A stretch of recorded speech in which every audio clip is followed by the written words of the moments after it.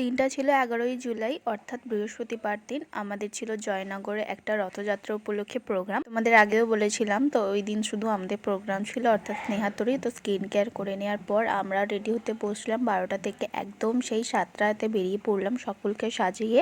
তারপরে দেখতে পাচ্ছ আমাদের পারফরমেন্স রেডি হবে, তার জন্য আমরা স্টেজ শেয়ার করে নিলাম। এটা ছিল আমাদের ফার্স্ট নৃত্য, মানে পার্থসারথী। দেন আমরা ছোটদের একটা পারফরমেন্স রেখেছিলাম, মানে লাল পাহাড়ির দেশে যা আর কি। তো কেমন লাগছে অবশ্যই জানিও, আমার তো খুব ভালো লেগেছে প্রোগ্রাম। তো বাকি সব মিলিয়ে বেশ ভালো ছিল। আমি দেন সরস্বতী বন্দনা করলাম, তারপরে সজনীগোটা তো মাস্ট, ওটা মামা ছাড়া সম্ভবই না ওই গানটা।